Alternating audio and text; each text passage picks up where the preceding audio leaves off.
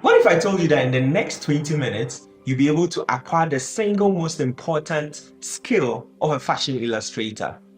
A skill that will make your drawings instantly look professional. Well, you are at the right place because today you're going to learn how to draw the fashion croquis. My name is Prince Ni Bukai Ato.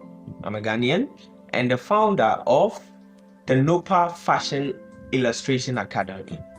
When I started, it was very rocky for me because my drawings didn't look so professional until I figured out the 9-head rule.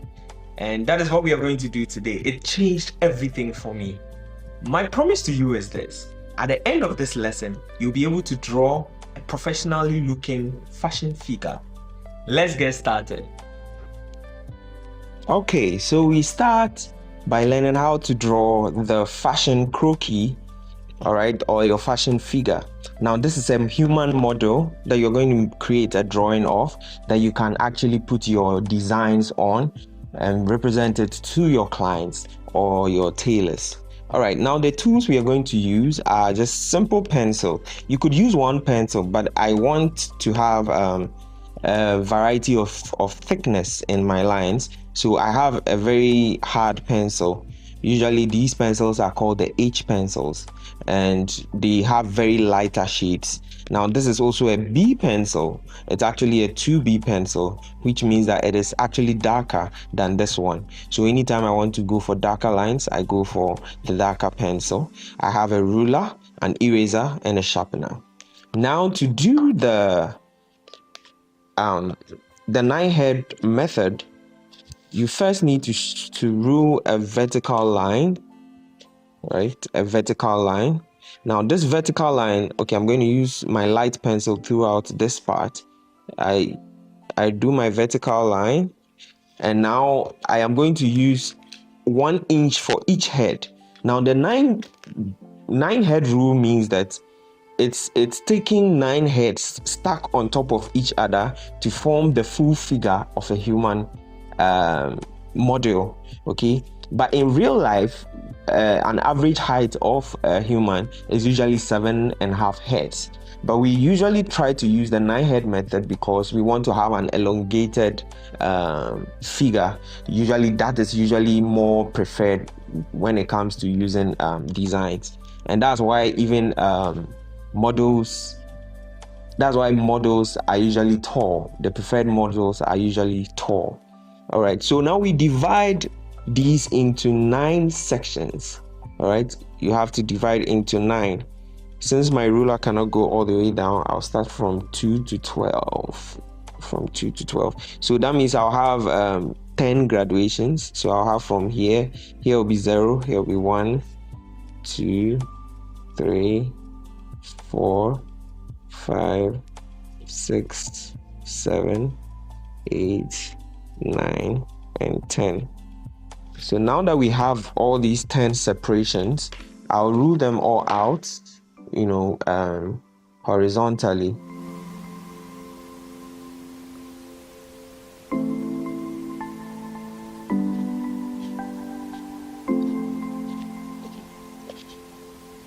Now note this, at any point of the video, if you want to actually follow through, you can pause the video and do whatever I have done, then we continue together. So now that we have these graduations, we can name them. This will be your head 1, head 2, head 3, head 4, 5, 6, 7, 8, 9. Okay, we needed just 9. So this last one isn't needed. So we needed just 9. All right, we need just 9 heads. Okay, now what I'm saying is that if you stack 9 heads on top of each other, that's each head on each portion, that's what we can use to get the fashion proportions. But then we use these lines to guide us draw the rest of the body. So we are going to do the whole fashion figure now by first doing the head on top, which is going to take from the top to, that means the whole column here, all this part is going to be for the head. Now I'm going to have the head look like this, so it's like an oval shape. just like this, and that will be our head. I usually want to just put some ears here, and I'm okay with my head. Now when you come to the second part, midway here, all right, so in the middle here is where you have your shoulders. All right, in the middle here, that's where you have your shoulders. And usually, because we are using 1 inch, I usually try to get a shoulders width of 1.5. That's from 0 to 1.5. So the middle of that will be somewhere here. Okay, so I put that middle part on the balance line, which is the vertical line we drew. Then I mark out my 1.5 to be my shoulders. All right, so let's call this the shoulder. Let me write it here. Shoulder line. So this is your shoulder line. Now this line here is the middle of the breast. Okay, this line here is the middle of the breast, which means that if the breast is all over here, this line should be in the middle. All right, so usually I'll just draw circles to represent the breast like this here. So this is the breast here, and whatever I do to my right, I do to my left. So what I'm doing is I'm trying to draw very lightly, okay, because at the end of it I'll use my deeper pencil to trace out all the things I have done. So now this is your breast, and you make sure that you are doing it in such a way that this line is in the middle. So now it comes down, and this place will be your waistline. So I'll write it here, waistline.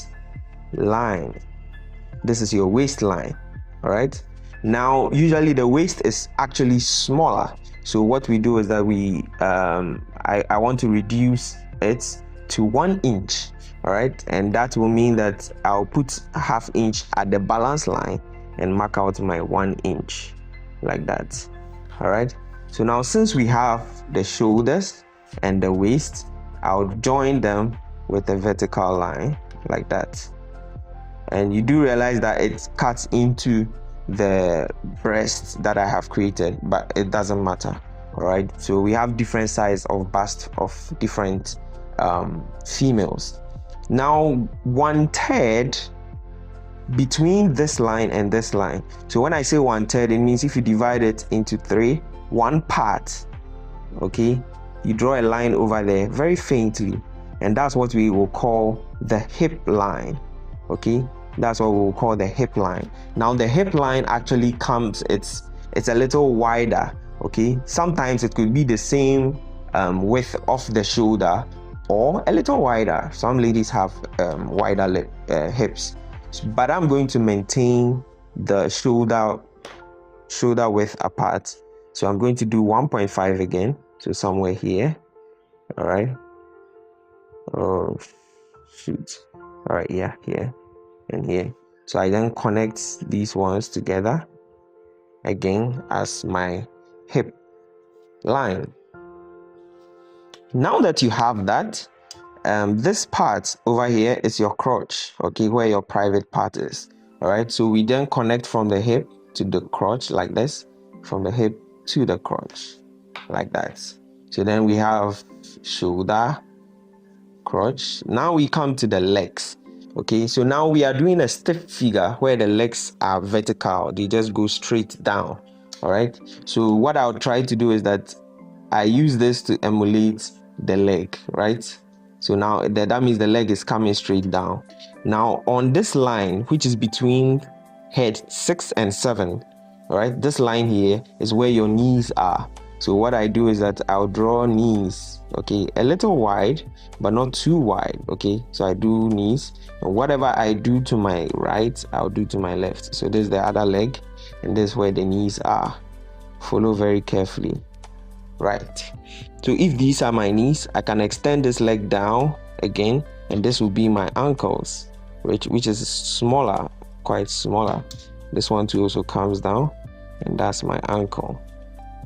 It is also the same size. So what I do is that I connect from the crotch to this part of the knee. I also connect this part to the knee. So connect them down, just connect them down. Okay, then this side I also connect down to emulate the the leg, lower than the knee. All right, so now coming down to the feet, I do one line down.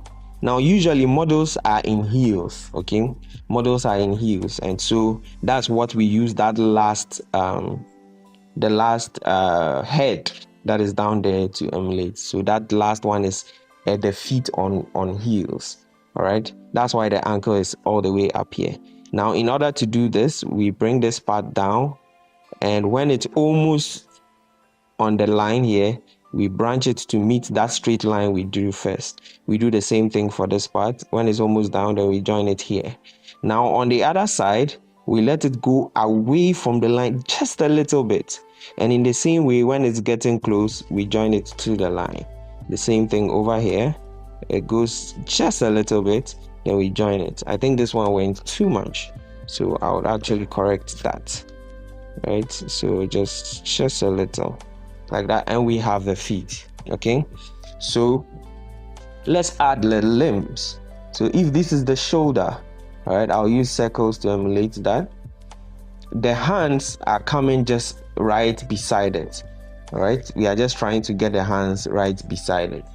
Now the elbow is just on top of this line, so we'll call the waistline also the elbow line. So just on top of the waistline, you have the elbow line. So I just use circles to emulate that. So I join them. Then it comes down all the way here, and this will be the wrist line, which is the same as the crotch line, or where the private part is. So I'll call this the wrist line. Okay, and that will be my wrist. So then I put a kite there like this, and that's what's going to guide me to draw the hands. So I put a kite here too. All right, now this is the construction of the human figure. Now we want to add some curves to give it this human-like look, and in order to do that, let's do the neck. So the neck comes down and gradually turns down like this to your shoulder. So you do the same thing to the other side for the neck and the shoulder. Now to draw a hand, the line goes down following the line you've used, just a little parallel, but then it gets closer when it gets to the elbow, then widens at the elbow and goes back again. Okay, now this is quite exaggerated, so this is how it's going to look like, and come out like that. The same thing on this side too, and comes out like that and joins here. Okay, I'll do the same thing here. It joins and comes out and goes back in. Same thing here, and joins it. Now to do the hand, when you have the kite looking like this, what you do is that this part of the kite, usually your thumbs are in the inward part, they are facing your body, and your other fingers are out. So when you stand straight, your thumbs usually point to your body.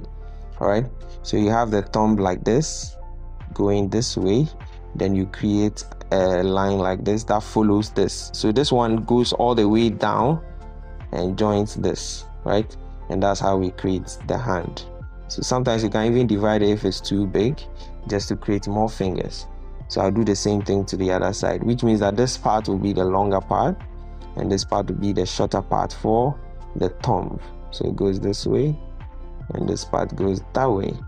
You can create more fingers like that. Okay, now for the body, I'm going to trace out and create a curve here for your bust like this. I create a curve like this, then I curve this part. Okay, I don't make it as straight as the lines we used to construct, so I make it a little curvier. All right, now I want the hip to come out and go back in like this. Comes out and goes back in like that. You see, making every line a little curvier, right? Now when it comes to, okay, so I forgot the collarbone. The collarbone will just be on that line we created first. So we just use this to emulate that. Usually we don't draw them because your clothes will cover that part. That's if your clothes cover that part actually. All right, so sometimes we skip that part. All right, so then coming to the leg, in between,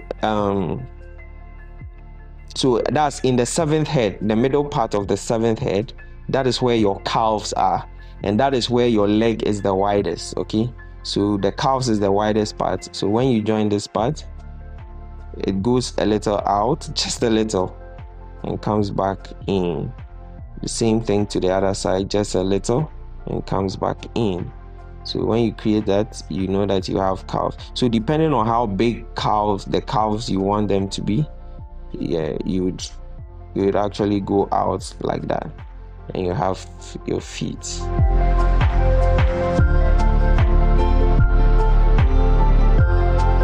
So once I'm done with this, I'll clean all my construction lines so that you can see exactly what we have created.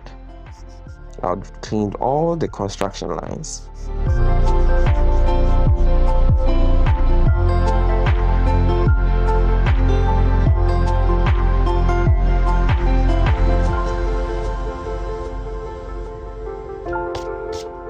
So now once I'm done cleaning the construction lines, I take my thicker pencil and I trace out everything I have done so far, and we would have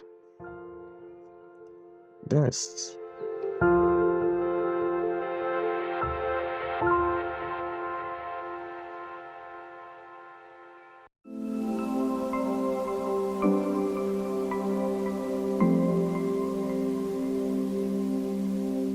It might look kind of skewed because of the angle of my camera, so I don't know if it makes it better. Okay, so this is your fashion figure. Now I'm going to create quickly with the same construction lines at the side of this one. I'm going to create another one, but this time I want this leg to come forward, this leg here to come forward this way, and this one will be behind as though the model is walking. Okay, now I'm going to do that one and also put clothes on it so that you can actually have a feel of what it is, how it would look like if I put clothes on it. Actually, I would be teaching more in details of how to do all that in my 8-week course. So just take a look at what it will look like when I create the walking figure with clothes on. Enjoy.